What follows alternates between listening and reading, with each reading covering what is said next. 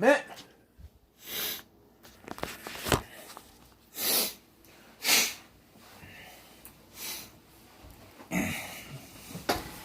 Alright, we're now talking about Scream 2.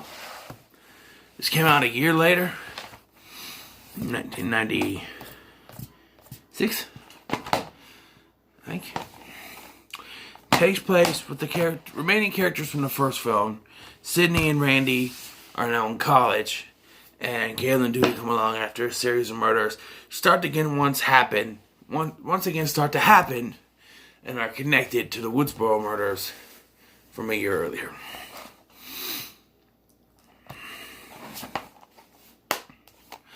I didn't say this. There's a couple things I didn't say in the first one. One, every twist, every reveal of the killer in each of the films, when I first saw the films, got me. I didn't figure out who it was at all.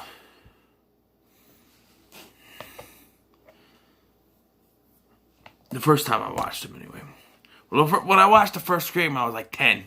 But, I rented the other ones, the first two, or the next two, 2 and 3, I rented from Hollywood Video. And then I bought Scream 4, and I didn't see that coming either. But, yeah. Another thing I didn't mention is the Cotton Weary subplot of the first one. It has something to do with this one, so I gotta mention it. When Billy and Stu killed, when they do their killing spree, they admit to the murder of Sidney's mom a year before the events of the first film.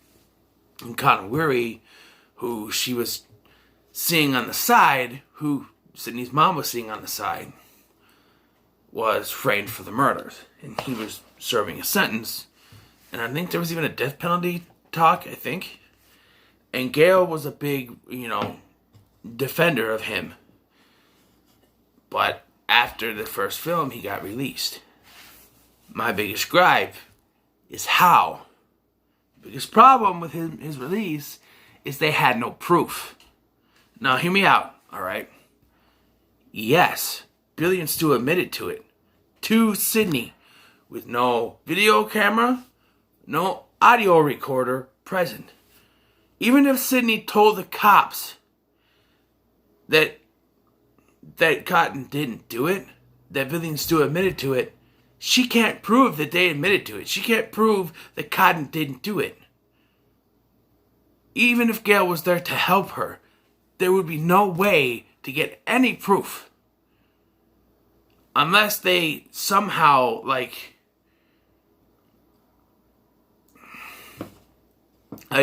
the same murder weapon was used, or found some sort of hidden locker or something containing, the plan or something that Billy and Stu had. There's no way, and I didn't just think of this until this viewing of it. There's no way she could prove, or anyone could prove, that Cotton was innocent. Unless Billy and Stu themselves told the cops we didn't do it. And with them being dead, now I was reading up on this. Kevin Williamson, I guess, had planned sequels, and the idea for Scream 3 was scrapped due to unforeseen circumstances. I'll get to that in the Scream 3 review. But if they kept that, maybe it would have made sense. But they didn't keep it, so it makes no sense as to why Cotton was out of jail. Because there's no way to prove it. I'm just saying. But I don't want to go into what could have been. Speaking of rewrites, and they've gone forward to say it's a dummy script, but I'm still going to tell you about it, alright? Apparently, the original script called for 4 different killers in the film. Cotton, which would have made sense. Derek, which is Sidney's boyfriend, also makes sense, continuing the plot from the first one. And Hallie, which is Sidney's best friend in this one. And it would have been revealed that Derek and Hallie were secretly seeing each other. and they wanted Sidney out of the way. The fourth killer I cannot mention until I get to that part of the film, but because this person is still a killer in this film, but they drastically changed version of characters. For instance, Joel, who is, because of the rewrites drastically changed the way that certain characters were. Like Joel, who is, in this version, Gale's cameraman, was originally one of Sidney's friends. And Randy, who's also one of Sidney's friends, was going to be Gale's cameraman. Although his ultimate fate wouldn't have been changed either way. Kind of sad.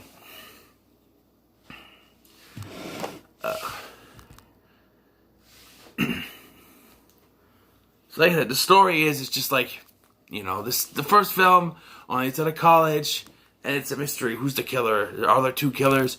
Yes, there's two killers. Like I said, the original script had 4. Although they said it was a dummy script. They had 3 different dummy scripts. Apparently they had 3 different dummy scripts with 3 different dummy endings. And one of them, apparently had Dewey as the killer. Which would have made sense with my third killer thing from the first film. But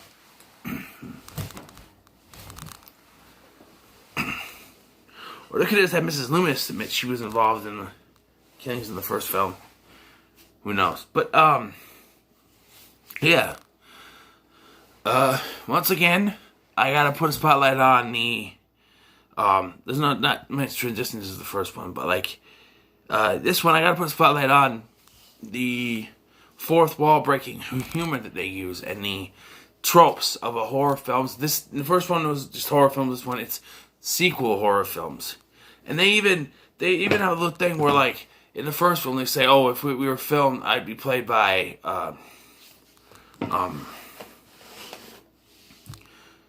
Tori Spelling, and Dewey would be David Schwimmer or something like that." And I guess David Schwimmer was, supposedly, they don't see him. And yeah, they do have Tori Spelling and Luke Wilson playing Sidney and Billy in the movie version. Stab, as they call it. And that's where the film starts off, is at this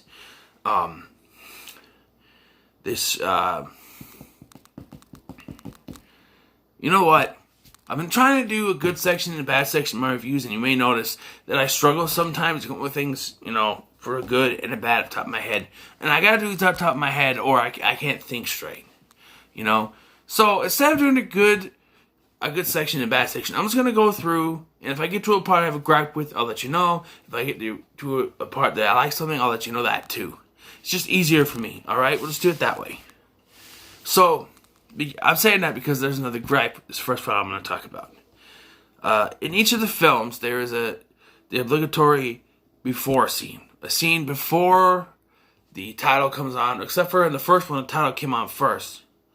I don't know this one, but like, this one is 2 college students, Phil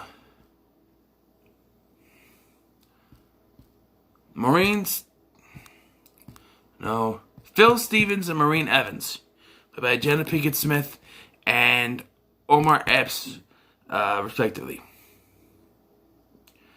And they're at this theater. It's for the stat premiere. Everyone's dressed up like Ghostface, so it's easy for someone to get in there and kill, right? My problem lies with Omar Epps' character, Phil, right? He goes to the bathroom, right?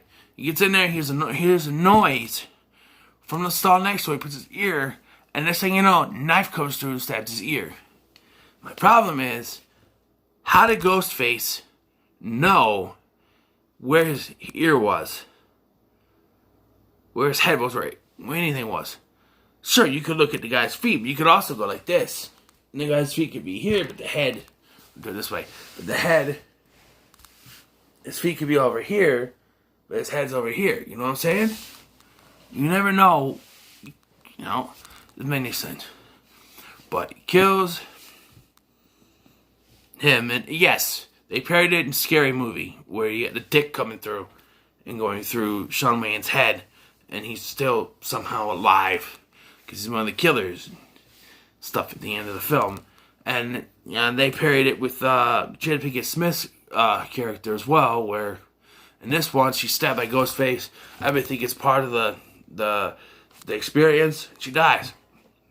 And then in the parody version, they got everybody stabbing Regina Hall.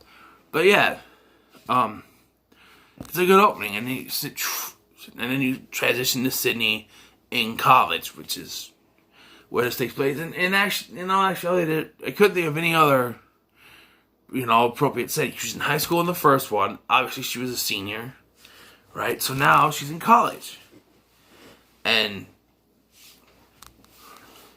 I gotta think maybe the messed up kind of plot is because the script was changed.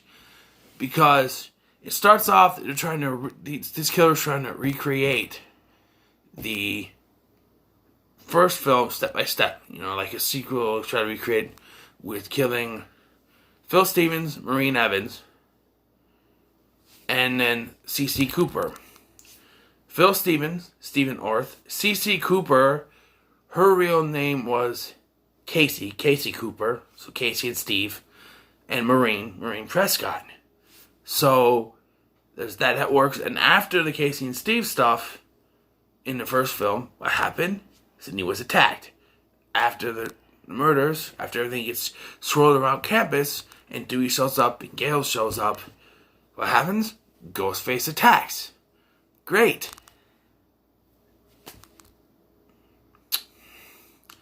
And then it just does its own thing. Let's see, who gets killed after Casey? I don't think anyone else right away. I think Randy, actually. Randy explains to us the rules of the sequel. It's going to be bloodier, more carnage, candy, stuff like that. And, yeah, and then Randy's killed. And let me tell you something interesting about Randy's death, alright? Wait. I don't think this will really ruin it. But if you know who the killers are at the end of the film, you'll get this right away. If you don't, while you're watching this, go watch the movie first. But if you don't, and when I tell you who the killers are at the end, you'll kind of fit in. Something I noticed for the first time, having watched this at least a dozen times, I didn't notice this till today, which I was really paying attention. When the kill happens is Randy, Gale, and Dewey are sitting down in the quad, right? And Gale's phone keeps ringing. Randy gets sick of it, he answers it, and it's Ghostface on the other side. And while Gale and Dewey are out searching for tracking down everyone with a cell phone, and while in the first film they said it was odd for a teenager to have a cell phone, a year later it's okay for everyone to have cell phones, I guess. So while Gale and Dewey are doing that, Randy's on the phone trash-talking Billy and Stu. Billy and Stu was a pussy-ass wet rag. And Billy Loomis, what the fuck? Talk about your homo-repressed mama's boy. And just as he says that, he gets grabbed by Ghostface, taken inside the news truck. Oh, could it be Joel? No, it's a red herring. Of course. Joel really does nothing in this film now that he's not part of her friends. Which makes me believe, was he going to die in the original script? Or was he going to be one of the survivors? Because he survives this one, we never see him again anyway. But, spoiler alert, of course. But, so Randy is killed by Ghostface, and we see Ghostface slink out. No, I didn't notice this. And I don't know if I thought of it. When Gale and Dewey and Joel, because Joel comes back and goes, what the hell happened to my van? And then they open the van and they show Randy's body. The camera pans over. If you freeze it, if you pause it at the right time, you look down at Dewey's hand, or not Dewey's hand, Randy's hand, there's a lipstick mark. Lips. Someone kissed his hand. A lipstick mark. Which indicates a female killer. I did not catch that till now. You got it before, that's great. You haven't seen it before, well, there you go. There's your surprise. But, yeah, I never caught that till now. The lipstick mark on his hand. So Sydney is, of course, paranoid that there's a killer around. And she's especially paranoid of Derek, her current boyfriend. She's pushing him away because, Billy boyfriend, killer boyfriend, boyfriend killer, boyfriend killer. Killer says that there. And you get some new friends in this as well. You get Hallie, like I said, her new friend. Derek, the new boyfriend, and Mickey, who is another one of Sydney's friends. There's the scene, of course, where, which is a reenactment of the scene from Top Gun, which I've never seen, but I know it's in there, because that's what they say, Tom Cruise Top Gun 1985, and where Derek sings, I think I love you, so what am I so afraid of? I'm afraid that I'm not sure of the love there is no cure for. Screw it, I'll finish it. I think I love you.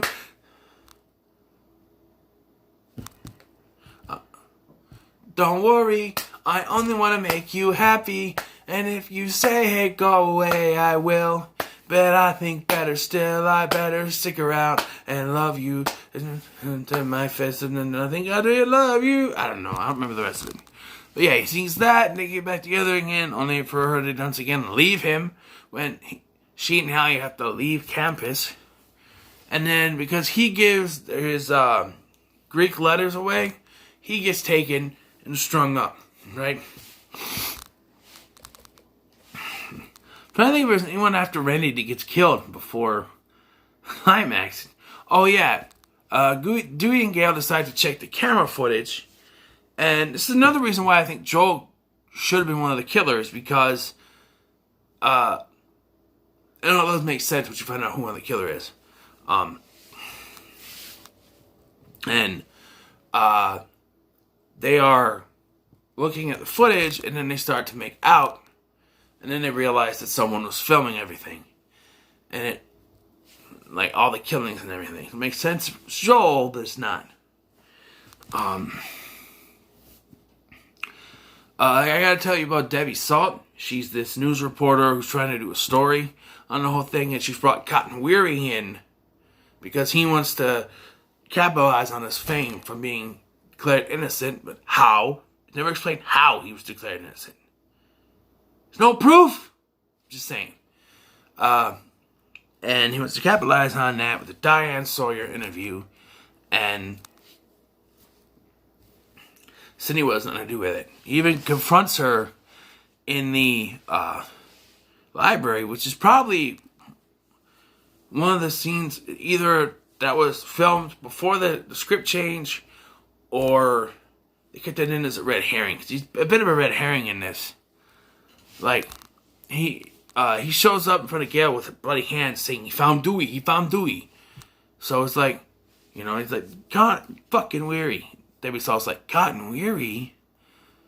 And then we get, a police detail gets put on Sydney, and Hallie goes with Sydney to wherever they were taking her, when Ghostface shows up, kills both of the drivers one way or another, but gets knocked unconscious while driving the vehicle. And Sydney and Hallie climb over it. They kill Ghostface to get out. And, okay, him. I'll tell you why later. And they go to leave, but Sydney's got to go back, see who it is, and then he's gone. But then he somehow got behind them on the other side, and he kills Hallie. Okay. So then we get to the climax where Sydney goes. Sydney was in this play in this film, and now she went to the same place, the theater, where the play took place. There's a scene where she thinks there's a ghost face, but it might not be a ghost face. There's only paranoia. I don't know. But this climax, there's a guy topless, strapped to the thing with a mask on. It's revealed to be Derek. And then Ghostface shows up, starts talking, takes the mask off, and it's Mickey. Mickey was the one driving the car because he's got a big gash on his forehead where crashed into the car. So it was Mickey driving the car. Mickey reveals that Derek was his partner, and she immediately backs away. I like this because it feeds into her paranoia. Mickey was smart here, feeding into Sydney's paranoia, thinking, like I said, boyfriend killer, like he does boyfriend killer. It's very smart of Mickey. Then he shoots Derek. What was the point of the paranoia trick if he was going to shoot Derek anyway? And Derek gets risen up. Okay, who the hell is that? Who's doing that? Could be my secret partner. Could it be a secret person hiding in the wings? I told you I had a partner, Sid. Out comes Gail.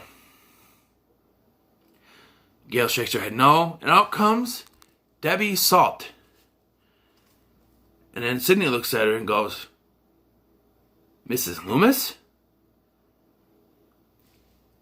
Mickey. Billy's mother! That's right, one of the killers is Billy's mother. Hence the female, the lipstick, which I didn't notice for the first time this time. If I was stupid, let me know, but if I'm stupid for not noticing it before, if you've seen it before, let me know, but I never saw it before till now. And, yeah, so like I said, Dewey gets stabbed. We'll say stabbed because he's not dead. Spoiler, he's not dead, he got stabbed. But now it's just Gail, Mickey, Deb, whatever her name is, Deb Loomis, I don't know, Sydney. And Mickey's defense is that, he says Billy was a psycho who wanted to get away with it. He's a psycho. Mickey is a psycho that wants to get caught. He's going to blame the movies. Deb is like, shoots him. Okay? And Gail gets shot. But she's not dead, spoiler alert. Cotton shows up. And Deb's trying to sell him on this whole interview thing. You only get what you want. You could, you get your revenge or whatever. But then Sydney agrees to the interview and he shoots Deb. And, Deb, I don't know if Sydney kills her or whatever, but then he shoots her. She shoots in the head. They always come back for one more shot. Gail's still alive, all three there. Shoots her in the head. I'll always come back for one more scare. And here comes Mickey. Blah! Shoot Mickey. Played by Timothy Olyphant, who does a great job. Not Elephant. And then shoots Deb in the head for a good measure. There's that. And then there's, they ask Sydney what happened. He goes to ask Cotton. He's the hero. I think he was. And then she walks off, and the song She Said starts playing. It's also revealed that Dewey is alive. Because then when Joel shows up, it says, you get Weathers live from Windsor College. And then Dewey shows up. He survived. Apparently he was stabbed in the exact same spot he was stabbed last time. How does that happen? It was scar tissue that helped him survive. In this film, he has a limp. Second film, in the third film, he does not for some reason. I don't know. That's Scream 2. Guys, I enjoy this. It's probably, I want to say it's the best of the sequels, because it's kind of, when you have a sequel that follows straight from the first film and it's really kind of connected, you think that, like, Friday the 13th and Friday the 13th Part 2. That's a good connection. Except for some of the, continuity problems, but it, right there. And Halloween 2. Yeah, the sequel that does that. This does that. Better continuity than Friday the 13th and Friday the 13th Part 2. But, yeah, great film. I'll give it an 8 out of 10. For sure. 8 out of 10 for sure. What are your thoughts on Scream 2? Let me know in the comments below. Remember to like, share, subscribe, and as always, love, peace, and chicken grease.